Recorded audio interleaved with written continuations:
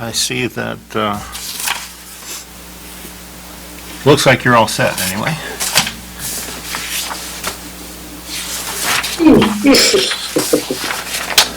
And we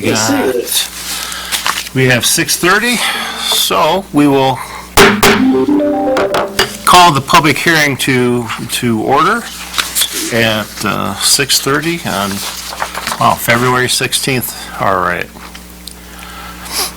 So this is about the CDBG fiscal year 2021/22 budget. And we have Community Development Block Grant and Parks and Recreation Director Doreen Christian here. We do. I see her name there. So at this point, I'm going to turn the meeting over to Doreen. Hello, Doreen. No roll call, no pledge? No, not for a public hearing. Unless, Okay. Carrie, is that different? No, we should. Oh. We should.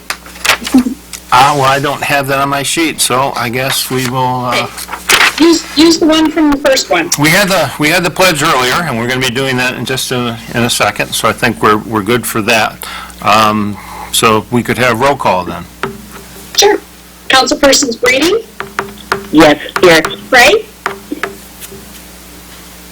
Tracy, you're muted. All right, here. There she is. Higgins, Here. Ross, Here. Salcido, Here. Tobin, Here. and Mayor Carnes. I am here also. Okay. We have that down. So everybody remembers the introduction for Doreen for Community Development Block Grant, Parks and Recreation Director. So Doreen, if you would take the helm. Okay, thank you, Mayor. I really appreciate this opportunity to present the CDBG participants are wanting to participate for the 47th year of the CDBG program, which is the fiscal year 2021 to 2022. The purpose of the meeting is to take public comment and proposals as to how the upcoming CDBG budget should be allocated. The City of Lincoln Park is anticipating an allocation of $810,272 in Community Development Block Grant funding from the U.S. Department of Housing and Urban Development for the use for this upcoming fiscal year. I am using last year's budget because the new budget has not come out as of yet, but we need to get this public hearing done so we can have all our ducks in a row for putting it up on the program on the website like we're supposed to, the draft. Of this allocation, $648,217 is available to be allocated among various eligible projects, with the cap of public service projects being $121,540. The city anticipates that as a result of its revolving loan funds for residential rehab, we'll have additional sum of funding for that purpose. We always allocate our residential rehab loan program as a revolving loan fund, and it goes right back into that program, so we don't have to allocate new funds to it. The same is true of our housing stock improvement program. The 5-year consolidated plan developed this year will govern the allocation of these funds. Federal regulations require that all activities funded in whole or in part with CDBG funds meet one of the following objectives. 1, they must directly benefit residents with a low to moderate income. 2, they have to prevent or eliminate a blight or slum-producing type of influence. Or 3, address a community need of particular urgency for which no other funds are available. A minimum of 70% of these funds must address objective number 1. CDBG assisted activities must comply with regulations set forth through the U.S. Department of Housing and Urban Development. Historically, the city has funded 4 basic categories of activities: public services, home improvement programs, infrastructure improvements, and administration.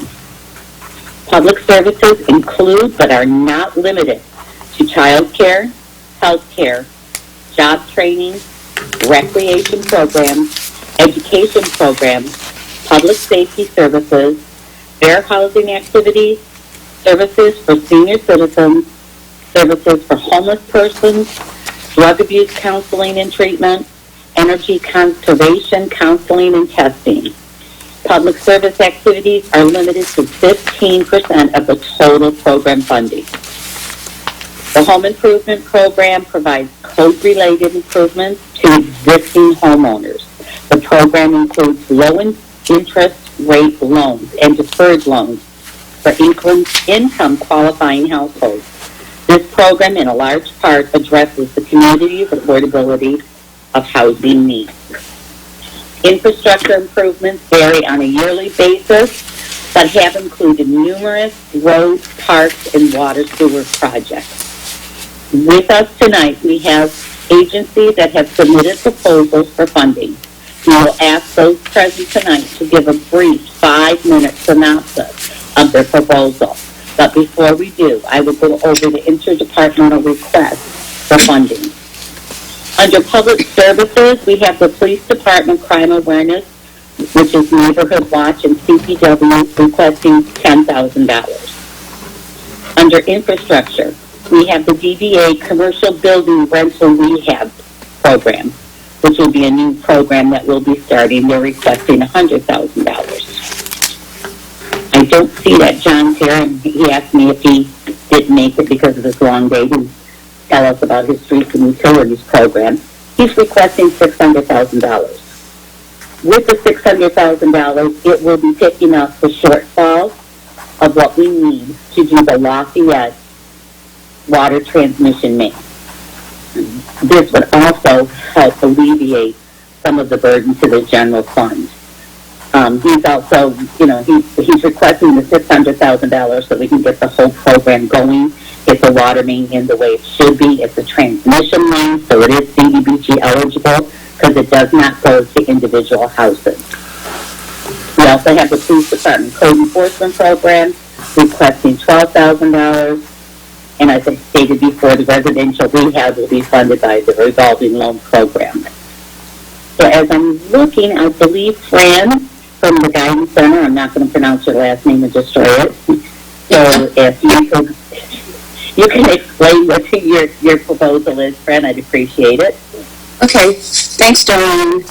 Hi, and hello, Mayor and Council members. Thank you so much for this opportunity.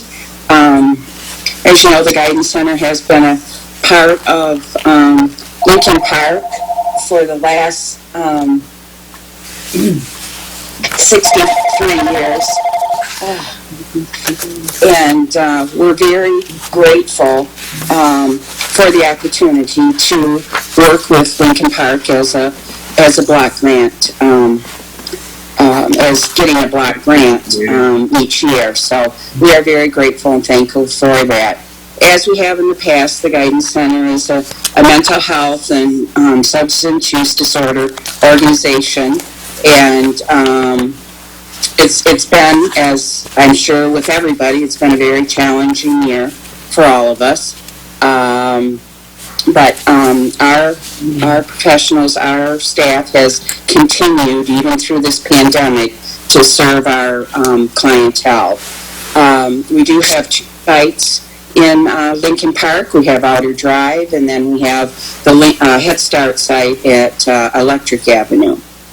In last fiscal year, which almost more than half was during the pandemic, we saw 722 children and adolescents, and adults, I'm sorry. And then we also had 139 children in the Head Start site. We also, at the Head Start site, have a family resource center, and there we have parent and child groups. We have literacy events, and these are open to the public, open to our Head Start families and really any families in Lincoln Park or the surrounding areas. We do, our main people are low to moderate income, and most have Medicaid. So, as I said, we have been, our administration, when the pandemic hit, was very much looking at how can we as an agency continue during this pandemic. And I'm happy to report that all the areas of our agency did respond to working very differently than we have in the past. All of our children and adult behavioral health programs, prevention, juvenile justice, Kids Talk, Head Start, early childhood programs, and all of our support departments had to make significant changes. And we had to change quite quickly to telehealth in order to serve our clients across all the various programs, while still accessing facilities were greatly restricted and closed in many of the cases. Being virtual, open, had been the key to our ability to support the 20,000 children and adults we serve every year, as well as the entire workforce at the Guidance Center. 97% of our behavioral health activities is currently by telephone or Zoom. Our Head Start have been using Zoom, as well as engaging children and families in a hybrid and virtual and in-person classes. We continue to modify all of our different workshops and events to support virtual events as opposed to in-person gatherings. And so I can say we're very proud that we were able to switch quickly. Our agency was able to purchase tablets, internet service for many of our clients. We were also able to get a number of grants that would support us being able to purchase tablets, and working with Comcast on their Comcast Essentials, which is the low-income, internet for low-income families. So we, again, like I say, we're very proud of that fact that we have been able to continue, even to this day. The majority of our staff do work from home, but we still have a number of programs. For instance, our Kids Talk has to be in person, and some of our other programs have to be in person. So all those precautions are taken as we see those clients too. So, we're very happy to work with the Lincoln Park and all of your low-income to moderate individuals, and we hope that, I know 2021 is still going to be a little iffy, so hopefully we can move into 2022 and maybe sort of be back to normal to doing the things that we normally do. So I thank you, and thank you for the grant each year. Fran, could you explain to council what Kids Talk is? There may be some that aren't familiar with that. Kids Talk is the Kids Talk Children's Advocacy Center, and what we do is we work with children that have been sexually or some kind of trauma or abuse in their life. Our staff starts, we have forensic interviewers. These are people that have been trained to talk to children that allegedly have been abused to figure out, did an abuse happen or not. We also work with protective services, with the prosecutor's office, with law enforcement, so that the child only has to do this interview once. It's taped and then given to the other agencies. The other agencies are also able to come and view the interview as it's happening.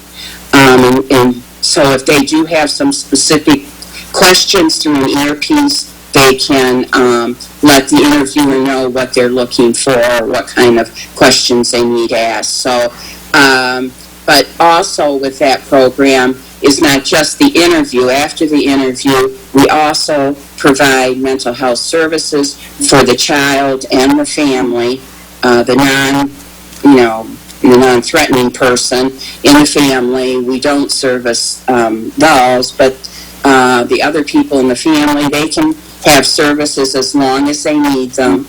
We also have a forensic medical exam, which again is different than if you just go to the emergency room. So we have specific doctors and nurses that are trained in sexual abuse cases. So they are also able to get their physical at our facility also. So basically, And then we also you have- do everything that you can for the victims of child Yes, abuse of and get them. abuse. Yes, and the reason that Kids Talk is important is that beforehand, you would have the prosecutor would talk to him, defense attorney would talk to him, and would try to make the child as being the culprit as opposed to being the victim in that case. And I just have to say that Kids Talk has done a wonderful job with that program. Well, thank you. We really appreciate it. I know it's very special in a lot of people's hearts. And another area of that is also our prevention program, not just to, we also want to help prevent child abuse. So we do also work in that arena. We have 2 sites. We have one in Southgate, and then we have one in Detroit. So we are the only accredited resource or advocacy center in the county, Wayne County. You can only have one in each county, and we're the one for Wayne County. So, Thank you. Okay, any other questions for Fran? Thank you for coming here and presenting as you do every year. yeah, this is a little different this year, but Yeah. But we do what we have to, right? yeah, that's for sure. But thank you very much. Okay, Doreen, do we have anyone else? I don't see anybody else that is out there. If Well, we have any public comments, Well, we have, okay, is there, what I was seeing is that I noticed that we have Mr. Malish here. Could have him comment on, I think he has a submission here. Would that be appropriate? yes, that's on the $100,000 I mentioned, yeah, that would be appropriate. Okay, Carl, can you, Thank you, Mayor. not putting you on the spot, yeah. but go ahead. Okay, yeah. Since I've been here working with the EDC and the DDA, I've noticed that, we could use some of the CDBG program funding to start rehabilitating residential units that are particularly in the downtown. We have some multiple-story buildings, 2-story buildings. There might be 1 or 2 3-story. It appears as though they have residential units that could be developed there, or ones that exist and could use some housing rehabilitation. So I submitted a proposal, as Doreen mentioned, for $100,000 to get a program underway. We talked about what the source of funding would be, and as I understand it, Doreen has some funds that she had built into the current CDBG program that haven't been used yet for housing rehabilitation purposes. So I understand that the funding could come from that source. This is something that, from Doreen's standpoint, she thought that there had been some past experiments with such a program in the downtown. I don't have any records or anything of that nature that speaks to that, but I know that there are some units, again, in the downtown that could stand housing rehabilitation assistance. There would be a schedule put together to forgive the loans that would be provided, so that the businesses or the property owners could keep rents affordable and occupied by low, moderate income persons. That's a requirement of the program.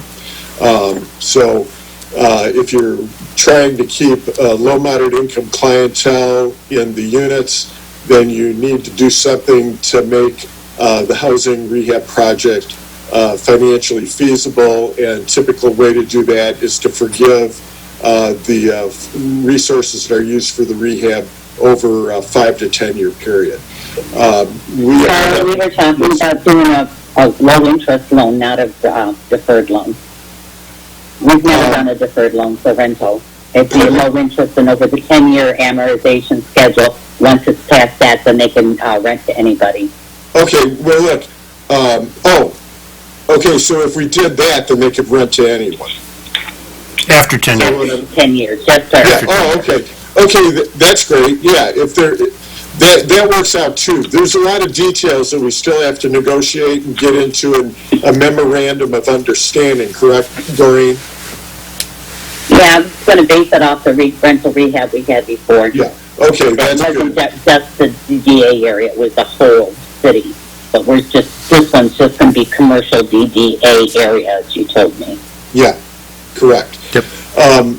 And Mayor, I checked the zoning, I know we had discussed a little bit, is that permitted? And that is permitted in the downtown district, residences on the second floors. Okay, that was one proposal. I also was working with a group of public service providers, Kara Hildebrandt and Ms. Wilson. Leslie Lynch Wilson? Yeah, pardon me? Leslie Lynch Wilson? No. No. Paula. Oh, the Reverend Paula Yeah, from, right, Reverend Paula. Well, anyway, I don't want to belabor this, but I was working with them. They, they've been working on a project to try to figure out how the different public service agencies that serve the low moderate income population in Lincoln Park could work together, just so that they could have better outreach, maybe make better referrals, keep track of who's getting assistance in one program, just to try to make sure that people aren't taking advantage of the programs and the like. Well, anyway, I submitted with that group, I helped them with the proposal, and they asked for funding to develop a strategic plan. Doreen and I talked about that a couple of times. Last week, I talked to her last time on Tuesday, it was about a week ago, and she's been very busy with all this. But the bottom line is, I don't know, but it sounds to me like from the conversation with her, she was not advancing that forward in the CDBG program. And I think I might understand why, and I just would ask Doreen to clarify this or tell me if my observation is correct. I know that 20% of CDBG funding for any fiscal year can be used for planning and general admin, and I see that the allocation that you're showing in the legal ad was actually 80% of $787,520. So if that's the reason why there isn't any funding available for the strategic plan at this point in time, I think I understand that, and I would certainly agree that that is the CDBG program's ability to do if it so desires. I would, only say further that if accessing planning funds for that purpose to develop a strategic plan cannot possibly be funded because the 20% cap for admin and planning is consumed year after year for those purposes, then I think the best thing that we can do is probably put together a strategic plan as a committee, and then put forward a proposal in the next fiscal year for funding to help run the program. Does that make sense, Doreen? Yes, as I explained to you earlier, Carol, the HUD representative said that we couldn't do the strategic planning for public service. It's an ineligible requirement at this time. But I did explain that, yes, once you get it all set up and going, if we can go through and see if we can fund the program to help run it, because it would be the public, under the public service, as long as they're a nonprofit type organization that's running it, and I'm sure they are, because of the two veterans that are in it. But according to my HUD rep, when we had discussed earlier, I had called her because I was a little bit Larry, if we could do it or not, I was going to put it through, and she said, no, we could not. It's not going to go under the strategic planning under admin because that would be doing something for a public service agency that is part of the admin. Entitlement funds for admin are strictly for the running of the CDBG program. So that would be our consolidated plan, our annual action plans, our capers, our ERRs, and things of that nature. Okay, I'll just say, Doreen, I'll just say this. I don't agree with the rep or your analysis, be that as it may. It's not my analysis, Carl, it's the rep. She's been doing it for 40 years. Excuse me. Let me finish, please. I don't agree with that because I've done the same thing with CDBG programs in other communities. That said, I'm not about to get into an argument about it. We'll just regroup and we'll approach it next fiscal year and make our pitch to receive some funding to help with that clearinghouse activity. I'd appreciate that because our rep is the one who's going to monitor me. I really don't want her writing us up because that's her feelings on it. Yeah. So I follow her direction. Yeah, I hear what you're saying. Thank you. That's one thing we don't want to be done is written up. No, but Yeah, if you had, for a legitimate violation. Carl, if you had examples of when that was done, that would be how we could bring it into discussion, but. Yeah, I did send citations from the regulations to Doreen that identified line and verse why it's an eligible expenditure.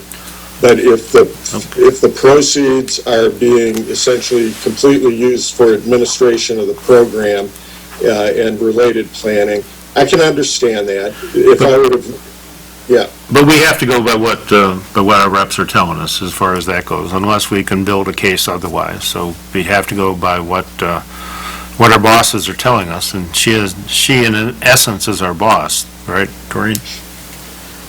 Yep, that's it in a nutshell. So if we're going to counter that, we need all of our ducks in a row and to go after it. But work on it for next year. Is there anything else? Anything else, Carl? No, but I do appreciate Doreen helping us with the downtown housing rehab program. Thank you so much, Doreen. No problem. All right. Mayor, could I make just a statement, a comment, or do I not have, is this not the right time?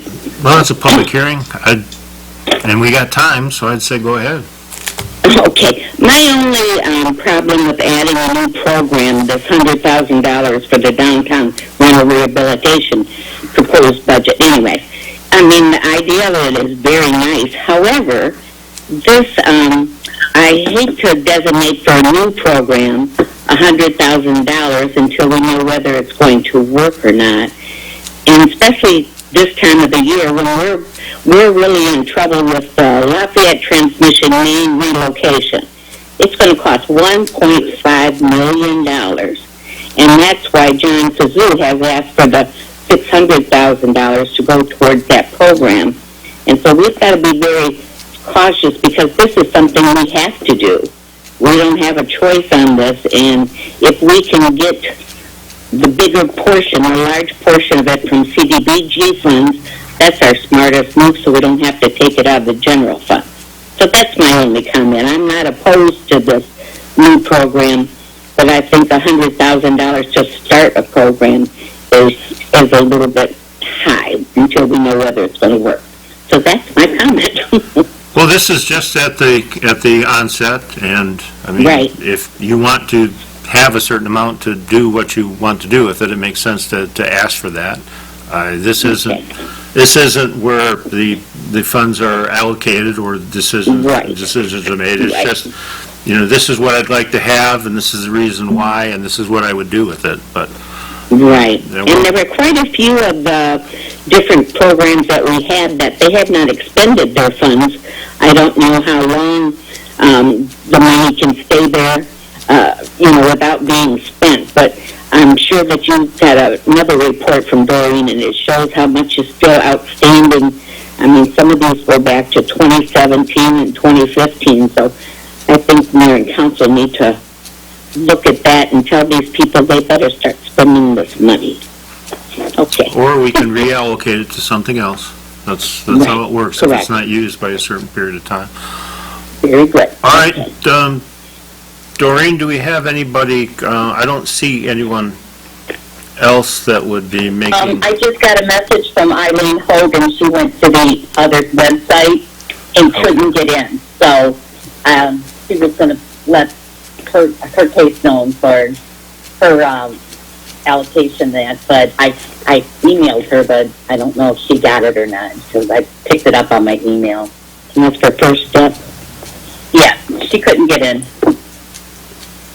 okay. I don't know if anybody doesn't know about First Step. Mayor Carnes can tell you all about it, because he's the one who kind of brought them into the city. Well, they were And in it's the- been nothing but helpful. Yeah, what First Step is it's basically domestic violence, not prevention, or if you have somebody that is a victim of domestic violence, they find out through the police department, through the reports and such, and then they intervene with them and try to make them take that, or not try to make them, but to show what the next step could be for them if they wanted to get out of that continuing pattern of abuse.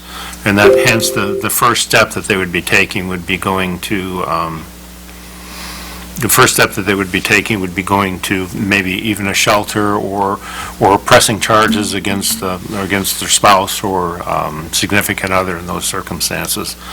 And through this whole program, that they've came to having an office at the community policing building, to which point that the victims of domestic violence would not have to go to the police department or sit in the lobby or have the possibility of the perpetrator, in this case, even seeing them there. They go there, it's private, and they do a whole lot of good. And I wish that she would be here to talk about that, because she's far more eloquent than I am in these circumstances. They do a tremendous job. Yes, they do. I agree with that completely. But we have, Leslie, we have private or public comment at this point. I didn't know if you wanted to speak. I just saw that you came on. I would take that as a no. So does anybody else have anything that they would, in reference to public hearing for a CDBG? All right, then the business of the public hearing has been concluded. Then we will end the public hearing at 7:03 p.m. and see everybody in 27 minutes or so. Thank you, Doreen, thank you for putting this together, and also thank you for those that presented. Thank you very much. All right, Fran, have a good day. Bye. Yeah, you too.